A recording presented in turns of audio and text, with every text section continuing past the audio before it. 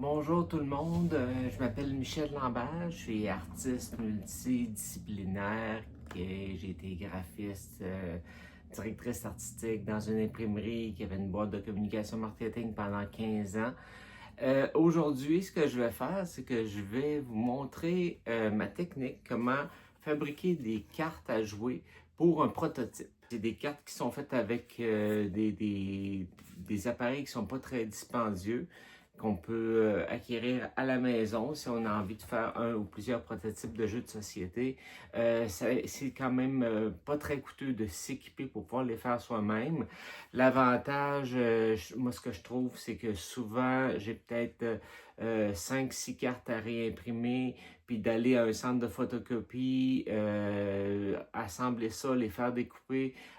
Souvent, ça devient lourd, donc d'avoir l'équipement ici pour pouvoir dire « Ok, je réimprime juste 5-6 cartes à la fois » et je trouve ça très, très pratique. Donc, voici le résultat que ça donne. C'est des cartes qui donnent un look qui a la même épaisseur qu'une carte à jouer. Donc, mais qui est faite seulement avec du papier qui rentre dans une imprimante normale. Si on regarde, mettons, si jamais vous déchirez une carte à jouer, vous allez remarquer qu'il y a plusieurs étages de papier. Fait que souvent, les cartes à jouer ne sont pas imprimées sur un carton, sont imprimées sur plusieurs feuilles qui sont collées ensemble. C'est exactement le processus qu'on va faire aujourd'hui. C'est qu'on va imprimer une feuille qui va avoir le back. On va imprimer une feuille qui va avoir le front.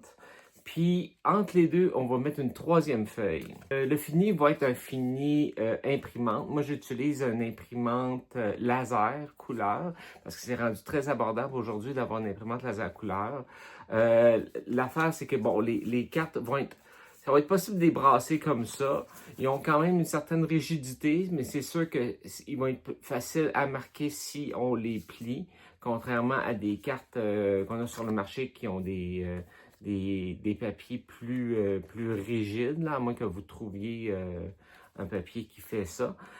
Donc, ils sont un peu plus fragiles. Ils ont tendance un petit peu à coller par rapport à des cartes qui auraient été vernies, parce que d'habitude, les cartes, ils ont un vernis dessus, puis même certaines cartes ont des petites hachures dessus qui appellent ça des coussins d'air, qui permettent aux cartes de glisser entre elles pour ne pas coller ensemble. Donc, évidemment, on n'ira pas dans ces techniques avancées-là. Par contre, ces cartes-là, si on les sleeve avec des sleeves comme ça, de bonne qualité, ça devient très, très agréable de jouer avec. Puis, c'est facile aussi de changer. Donc, moi, ici, j'ai trouvé des sleeves sur Amazon qui sont glossy d'un côté. Et de l'autre côté, ils ont une espèce de fini givré qui fait qu'ils ne collent pas ensemble. Puis, on voit quand même bien le print des deux côtés. La première étape, ça va être le design des cartes, la mise en page, comment imprimer ça sur une feuille. L'idée de ça, c'est que les imprimantes, surtout les imprimantes laser, quand ils impriment sur une feuille, c'est jamais parfaitement parallèle aux lignes. Les impressions sont toujours un petit peu courbées comme ça, puis des fois, ça va à un 16e de pouce de différence entre la largeur ici et la largeur là. Donc, il y a tout le temps une petite rotation. Puis quand tu fais un 16e de pouce comme ça, puis que tu le mets l'autre côté, bien là, on revient avec une différence d'un 8e de pouce, donc 3 mm. C'est énorme. Donc, ce qu'on va faire, c'est qu'on va imposer nos cartes sur la feuille. Imposer, ça veut dire les mettre une à côté de l'autre, à égale distance, avec les marques de coupe ici. Ce qu'on va faire, c'est qu'on va mettre du bleed. Le bleed, c'est l'espace qu'on va mettre l'autre côté de la marque de coupe pour être sûr que quand on va couper, qu'il n'y aura pas de blanc du papier. Ça va être, mettons, comme ici, c'est noir, mais ça va être tout noir. Ici, c'est un dessin, mais le dessin, il est plus grand pour être sûr que quand on va couper, mais qu'on ne voit pas de blanc. Donc, ça va être important de faire nos dessins plus grands que la grandeur finale, donc de 3 mm chaque côté ou un 8e de pouce, dépendamment si vous travaillez en millimètres ou en impérial. Ensuite de ça, Donc, on va les mettre 6 sur une feuille. Puis, la particularité qu'on va faire, c'est qu'on va mettre des coins noirs ici, à chaque coin de la feuille. Puis, c'est ce qui va nous permettre de remettre notre impression droite. C'est que là, on va couper sur ces carrés-là. Puis, c'est avec ça qu'on va aligner le recto et le verso ensemble pour aller diminuer l'effet d'imprécision qui pourrait aller jusqu'à 1/8 de pouce à cause que l'image n'est pas imprimée centrée sur la feuille. Donc, c'est très important de mettre ces coins-là. Je vous montre à l'ordinateur comment réaliser cette feuille-là.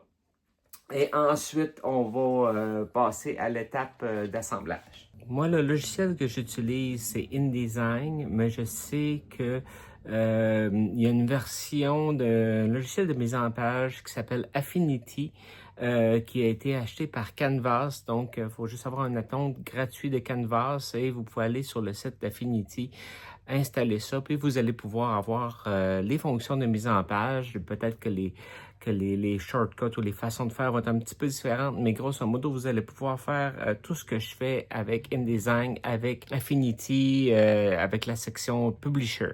Personnellement, je préfère faire ma mise en page dans un logiciel de mise en page et non faire tout le design de la carte dans Photoshop. Mais c'est possible de le faire au complet dans Photoshop si vous voulez. C'est le même principe, c'est juste que pour moi, je trouve ça plus rapide et plus efficace de le faire dans un logiciel de mise en page. La ligne rouge, c'est ce qu'on appelle la ligne de bleed, la ligne de marge perdue. C'est-à-dire, ça va être l'impression totale. Puis si je pèse ici, vous voyez que ça rapetisse. Ça, c'est l'endroit où que la carte va être coupée finale. Donc, vu que mon tour est noir, ben j'ai du noir plus grand.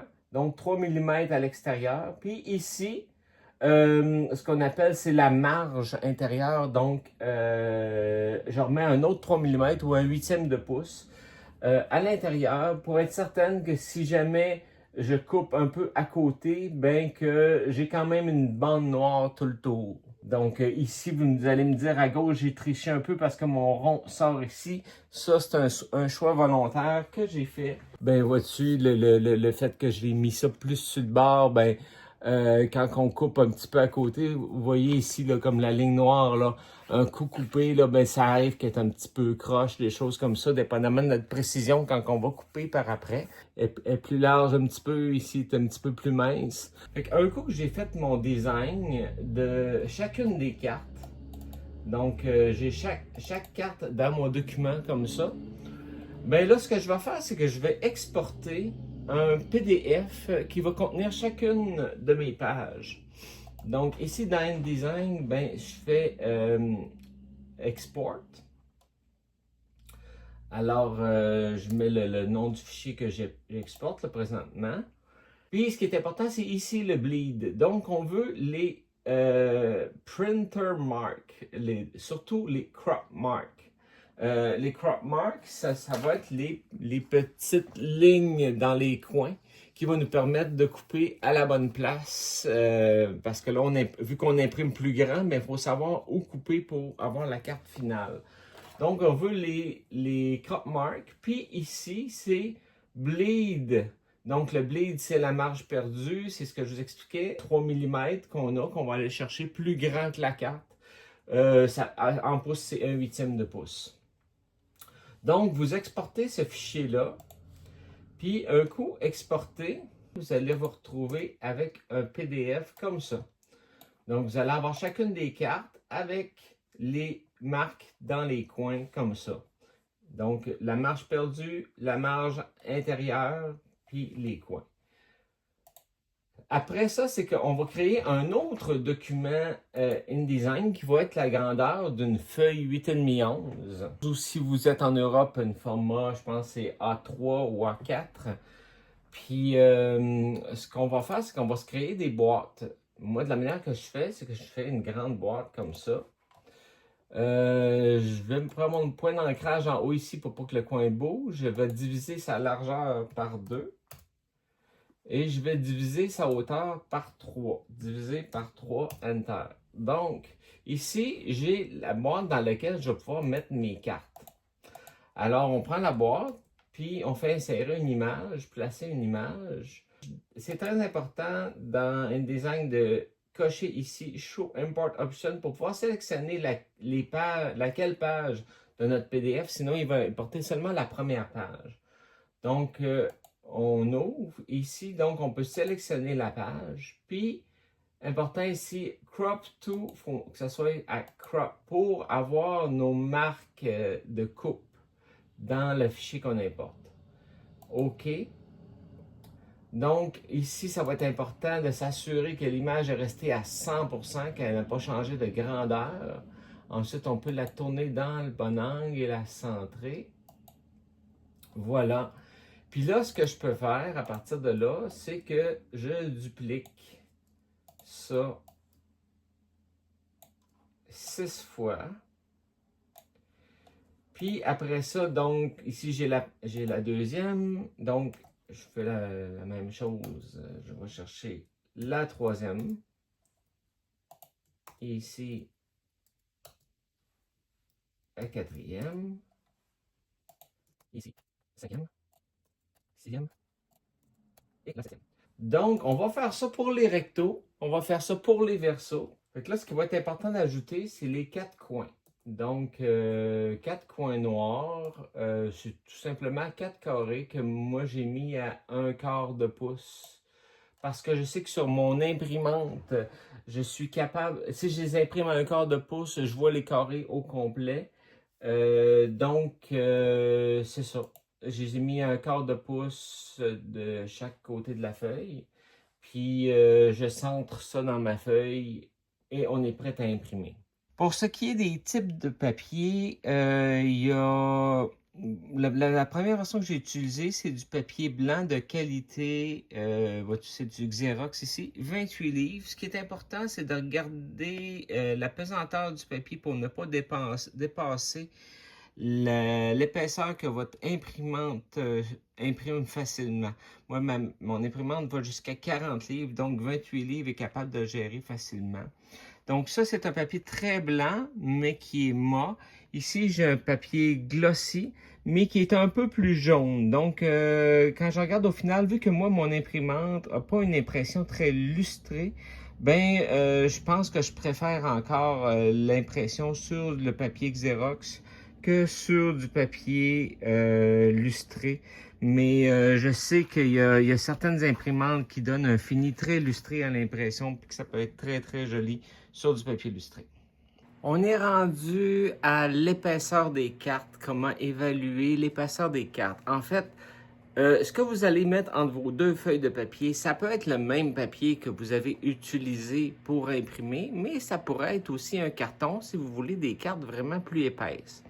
La façon d'évaluer l'épaisseur de la carte pour pouvoir se comparer à ce qui se fait sur le marché, voir on est-tu trop mince, on est-tu trop épais, c'est d'utiliser ce qu'on appelle en anglais un caliper si vous cherchez sur des sites anglophones. En français, j'ai aucune idée comment ça s'appelle. Donc ici, ça mesure de façon très précise. Ici, je l'ai mis en millimètres. Et l'idée, c'est qu'on va prendre nos 3 feuilles, on va les mettre ensemble, et on va mesurer comme ça. Donc ici, vous voyez, j'ai 0,32 mm d'épaisseur. Puis, ce qu'on fait, c'est qu'on prend une carte, comme là, j'ai pris une carte à jouer, une carte qui représente l'épaisseur qu'on veut avoir, puis on va mesurer la même chose. Alors ici, j'ai 0,23. Donc, je vais être plus épais qu'une carte à jouer. Fait que ça me convient. En même temps, ça semble pas trop épais. C'est le plus mince que je peux aller avec du papier. C'est avec ce processus-là qu'on va faire. Si vous voulez faire, mettons, des planches de jeu en carton très épais, bien, vous pouvez aller vous chercher du carton très épais. Vous allez laminer vos feuilles de chaque côté. Puis un coup qu'ils vont être là, bien, vous pouvez les découper. Si c'est des planches carrées, vous pouvez les découper à l'exacto. Mais si vous avez des motifs spéciaux, bien, vous pouvez les découper au laser. Parce que maintenant, c'est rendu quand même abordable et possible de découper au laser à place d'aller faire des matrices puis que ça coûte les yeux de la tête. Maintenant, on est rendu à la coupe et l'assemblage de ces carte-là. Fait que l'idée, c'est qu'on va couper à l'aide des petits carrés 2 côtés sur chacune des feuilles pour pouvoir les aligner. Ça fait que moi, mon truc, c'est que je coupe toujours le bas des cartes. Peu importe si la carte est comme ça ou c'est comme ça, je coupe le bas sur chacune des feuilles et ensuite, l'extérieur, je coupe à gauche et l'intérieur, je coupe à droite. Ça peut être l'inverse si vous voulez. Ça peut être l'intérieur à droite, l'extérieur à gauche, tant que l'intérieur, vous coupez d'un côté et l'extérieur de l'autre côté. Moi, je me dis, je coupe le bas de chacun. Donc, je prends ma règle. Et quand on coupe une feuille comme ça, à l'exacto, ça va très bien. Le truc à l'exacto, c'est de jamais peser fort sur l'exacto et elle est toujours léger. Vous êtes mieux de faire 2 passes à l'exacto qu'une parce que sinon, votre papier ou votre carton va faire un petit rebord courbé. Donc, vous y allez très doucement, comme ça. Puis, si votre lame est assez aiguisée, ça va couper du premier coup. Comme là, ma lame est finie. Ça fait que c'est le temps de la couper. Ces lames d'exacto-là, je mets toujours un petit papier collant pour que si jamais la lame n'est qu'à tomber de la poubelle, que personne ne se blesse avec. Donc, le bas de celle-ci, le bas de celle-ci aussi. Si vous pliez ça en deux, là, remarquez la différence entre un bout et l'autre bout. Ici, j'ai à peu près 1/16e de pouce, donc peut-être 1,5 mm à 2 mm. Fait que quand il y a cette erreur-là d'un côté, puis qu'on la revire de l'autre côté, ben ça double la largeur. Fait que c'est pour ça que cette étape-là est si importante que si vous imprimez votre feuille, soit automatique recto-verso, soit que si vous imprimez recto-verso, vous essayez de les coller ensemble, ça n'arrivera jamais les marques. Il faut vraiment faire cette étape-là avant. Donc, on dit l'extérieur à gauche, l'intérieur à droite. Donc ici, j'étais à l'intérieur, je vais couper le bord droit.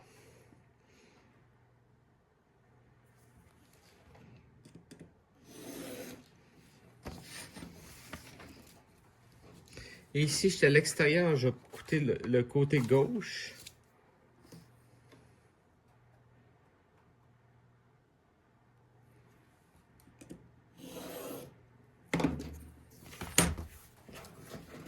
Comme ça.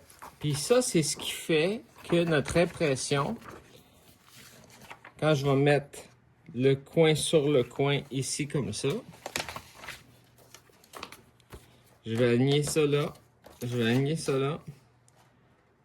Et là, nos deux impressions vont être parfaitement alignées. Fait que là, pour faire ça, comme ça, c'est difficile, mais là, on insère une feuille de papier entre les deux. Ça fait que ce que je fais, c'est que je prends ma feuille de papier, comme ça. Puis là, ce que je vais faire, c'est que je vais aligner le bas et le coin. Donc, le coin ici et le bas ici. Je ligne ça sur le bord de la feuille. Puis, je vais mettre 3 morceaux de ruban adhésif ou de scotch tape, dépendamment de votre région.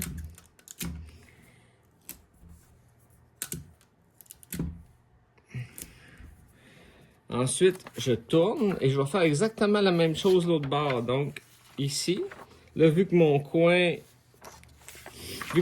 ici est aligné à droite, ben là, l'autre côté, le coin va être aligné à gauche.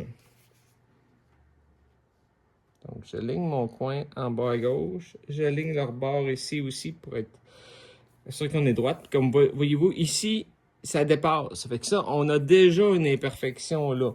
On n'élimine pas 100% des imperfections, mais on les réduit le plus possible pour avoir un résultat le plus droit et le plus parfait possible. Donc, on se retrouve avec une espèce de document comme ça, qui a une page imprimée, une page blanche, puis l'autre page imprimée de l'autre côté. Et c'est ça qu'on va coller.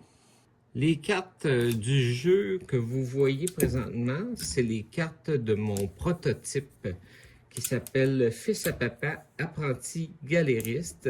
Je vais vous mettre le lien en description de la vidéo si jamais ça vous si vous avez le goût de suivre ce projet-là et de voir les maquettes évoluer, il y a quand même beaucoup de techniques d'impression 3D, de gravure au laser dans du papier, dans de l'acrylique, tout au long du processus.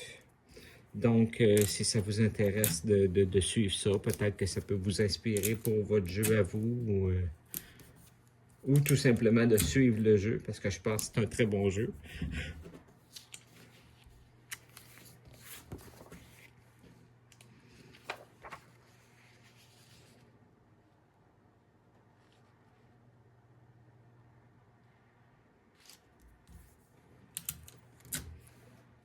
Donc, voici comment moi je me suis installé. Ça n'a pas besoin d'être installé aussi hot que ça. C'est juste que moi, j'en fais beaucoup dans la maison, dans le sous-sol. Donc, je me suis acheté une hotte de poêle que j'ai installée sur une table comme ça.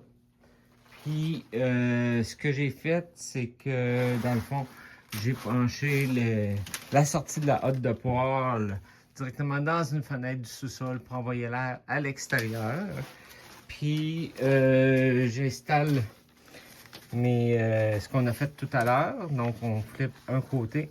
On va mettre la peinture de ce côté, la colle de ce côté-là. On va les flipper, on va les presser. Puis on va faire la même chose de l'autre côté, puis nos cartes vont être collées. Fait que la colle que j'utilise personnellement, c'est la 3M. La colle 3M Super 77. Là. Ils viennent de changer la couleur de la bouteille. Anciennement, elle était brune.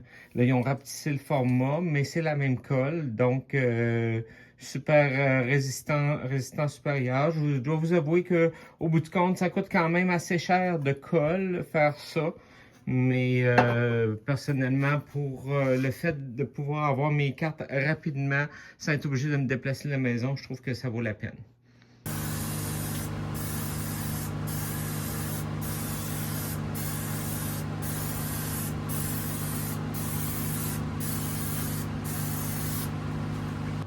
Donc, un coup qu'on a nos deux papiers avec la colle dessus, l'idée c'est de les coller ensemble, pas que ça fasse de bulle. Fait que moi, ce que je fais, c'est que je la descends un petit peu, puis ici, avec le petit rouleau, je vais aller former leur bord. Ensuite, je laisse tomber le papier dessus. Et avec le gros rouleau, je vais partir du centre. Toujours du centre vers l'extérieur. Comme ça. Et un coup que tout est là, j'ai pas de bulle, là, je vais peser fort 3 fois. Comme ça. Fait que là, je sais que mon côté est bien collé. Fait qu'il va rester l'autre côté ici à faire. Puis ça va faire nos cartes. Donc cela va sans dire que maintenant, il y a de la colle qui a été envoyée un petit peu partout. La dernière chose que vous voulez, c'est d'avoir de la colle sur vos cartes. Ça fait qu'entre chaque collage, il faut ajouter du papier journal.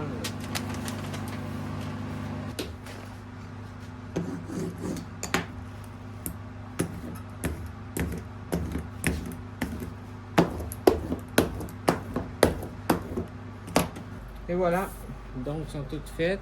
Donc toutes les feuilles sont collées des deux côtés. On a une planche qui est bien droite. Puis on est rendu à la découpe. Donc, pour la découpe, moi, j'aime bien utiliser des templates.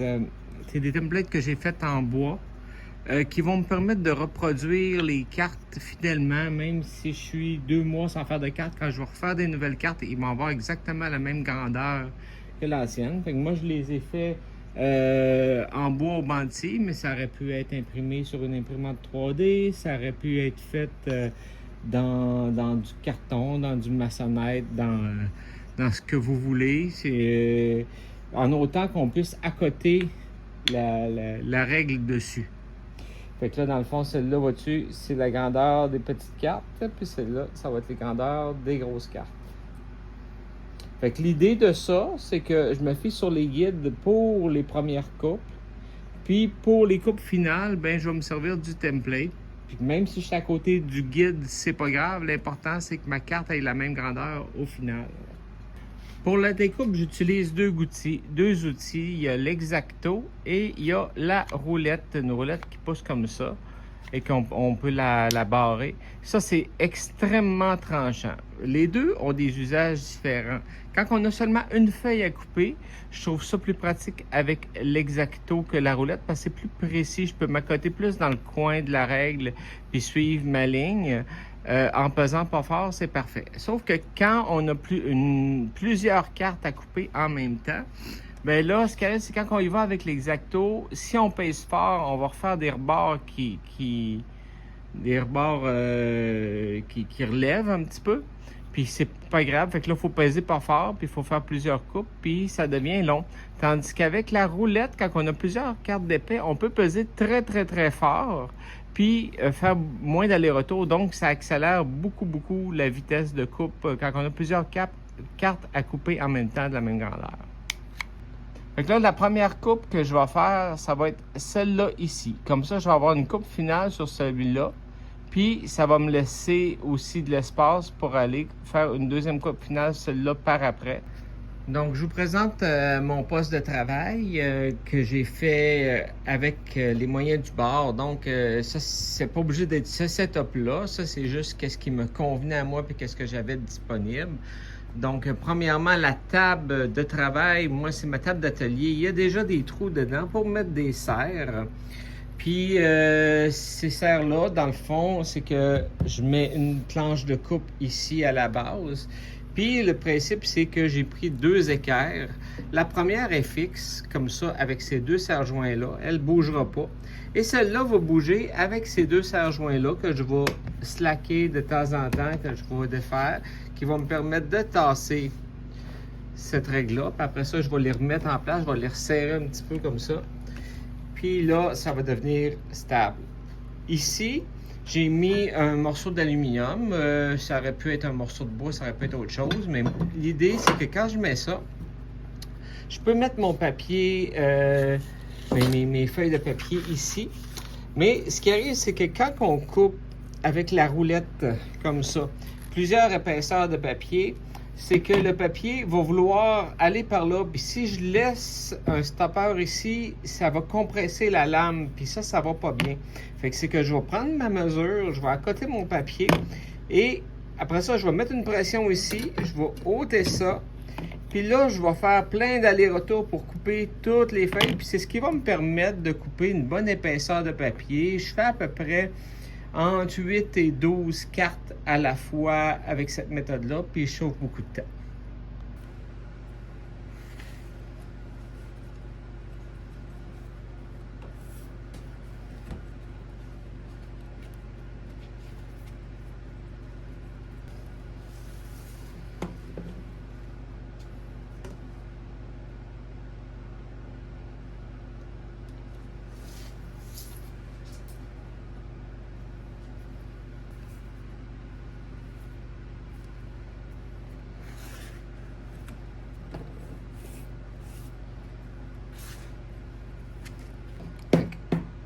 J'accote comme il faut, je m'assure qu'ici, tous mes papiers sont à côté. On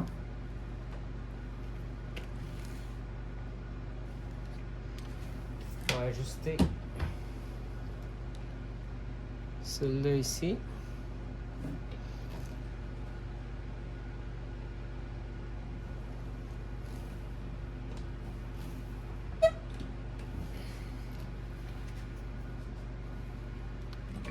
Ça. Donc, je me retrouve avec ça. Donc, cette coupe-là est finale. Fait que je vais mettre le petit morceau de côté. Puis, ce que je vais faire, c'est que je vais faire une première coupe ici qui est basée sur cette marque-là. Donc, si je fais une coupe ici basée sur cette marque-là, ça veut dire que la deuxième ici va être exactement de la même grandeur. Ça fait que j'ai juste besoin de mesurer ça. Je coupe tout. Ensuite, je prends ce deuxième morceau-là, je l'accote, puis ça va me faire exactement la deuxième marque.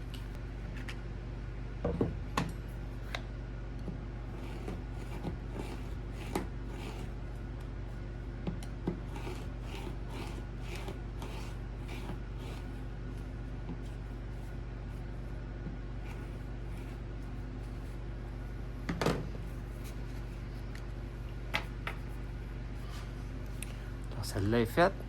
Maintenant, la même chose. Je remets ma règle. Je pousse ça ici.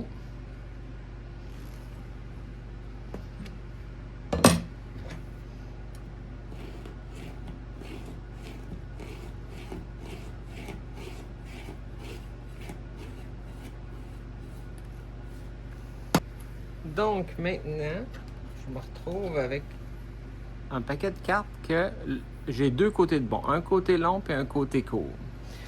Fait que c'est là que va arriver le template.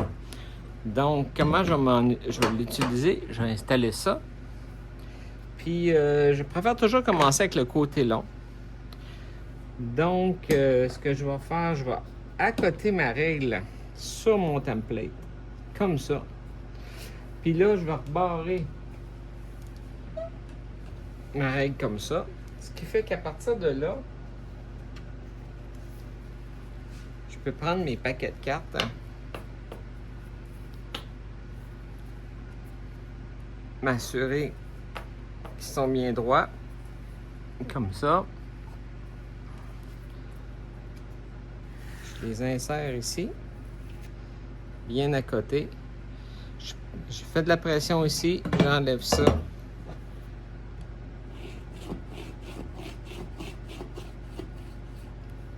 Voilà.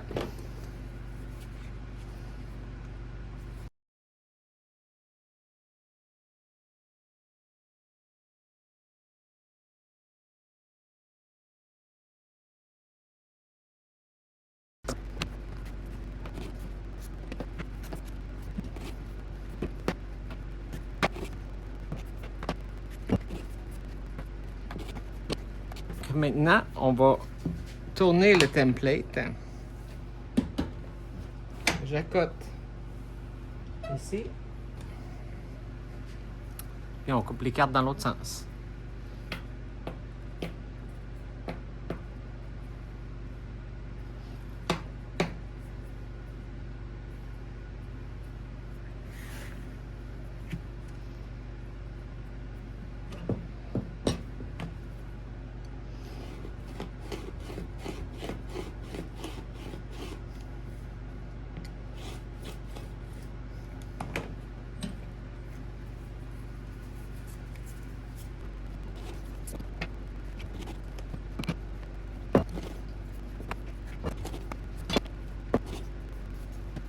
Alors voilà ce que ça donne. Maintenant, il reste à mettre les coins ronds.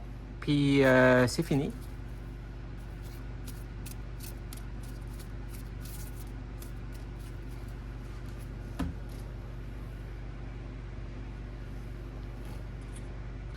Donc pour les coins ronds, je réinvente pas la roue. C'est tout simplement un punch à coins ronds que j'ai acheté sur Amazon. Je prends le plus petit rayon, le 4 mm. C'est parfait pour les coins de carte. En plus, c'est pas difficile à puncher. Donc, il faut juste s'assurer d'être bien aligné avant de puncher. Puis voilà, les coins ronds. Ça peut paraître long à faire, mais honnêtement, on s'assied avec ça en jasant. Puis c'est pas long qu'ils sont tous faits.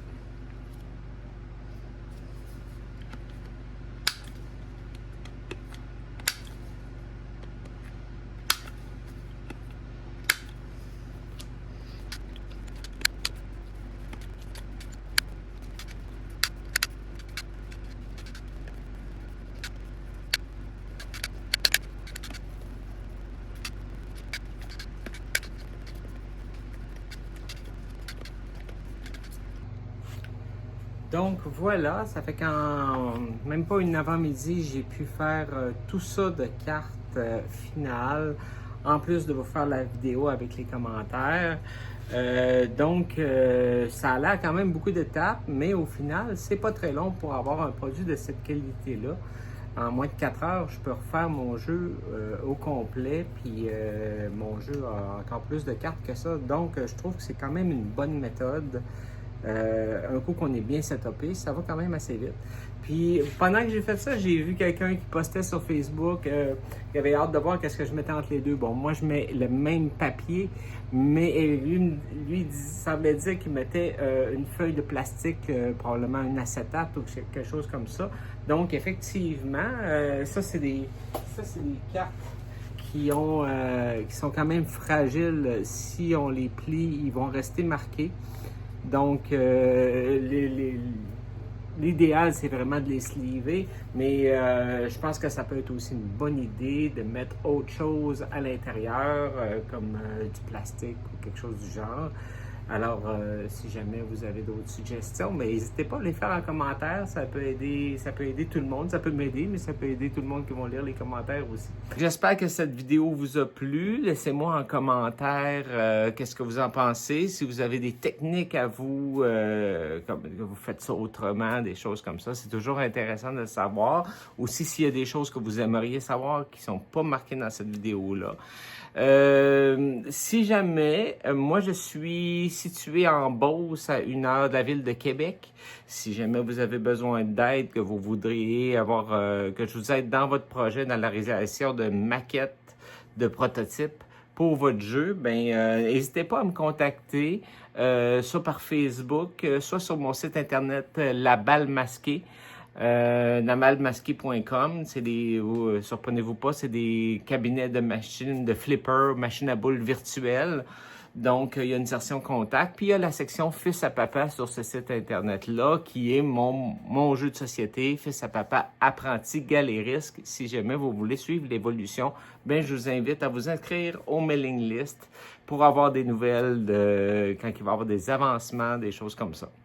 Alors, sur ce, je vous remercie et passez une merveilleuse journée.